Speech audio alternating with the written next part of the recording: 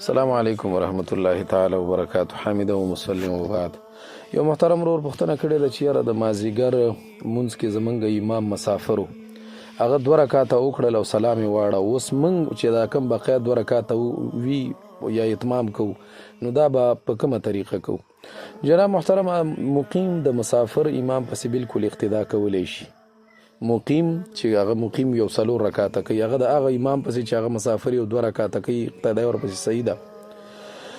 خو لیکن یوه خبره ده چې دی کله امام سلام وڅرخی او دی بیا پاڅېږي اتمام خپل کوي، یعنی 2 رکعاته بقیه کم کوي، نو په هغې کې به بیا دی قرات نه کوي.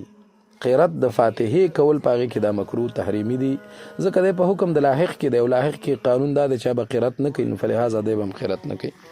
دا مسله خو مې په واته فتاوو کې کتلې ده، خو بس زر زر به درته څه لږې حوالې درکړو. خیر الفتاوا دا مسله لیکلې 2 جلد 314 نمبر صفحه ده، ما يتعلق بصلاة المسافر. دی وایي که مقیم مسافر کی اقتدا کرے تو بقیہ رکعتوں میں قرات نه کرے. بس وګو تفصیلی بیا ور باندې کړی، بیا ور باندې باقاعده طور سره د فتاوا شامی عبارت راوړی. وصح اقتداء المقیم بالمسافر في الوقت وبعده فاذا قام المقیم الى الاتمام لا يقرأ ولا يسجد للسهو في الاصح. دا وګوره کنه کلاحق.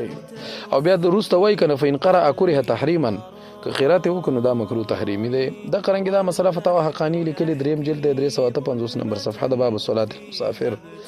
دلته عنوان ورکړی مسافر امام کی اقتدا میں مقیم کے لیے بقیہ نماز میں قرات کرنے کا حکم. نو دی وایي نه به یې کوي. دا قرنګ دا مسله فتاوا دارالعلوم زکریا لیکلې 2 جلد 514 نمبر صفحه ده، کتاب الصلاة مسافرت میں نماز.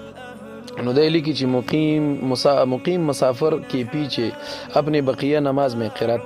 او دا قرنګ فتاوا دارالعلوم دیوبند هم دا مسله لیکلې، باب الامامة والجماعة 3 جلد فتاوا دارالعلوم دیوبند او 254 نمبر صفحه هم دغه عنوان ورکړی.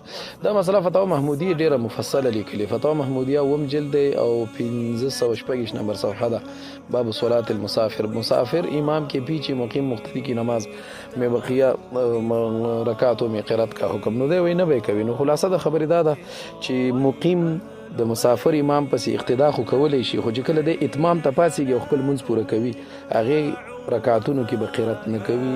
السلام علیکم ورحمت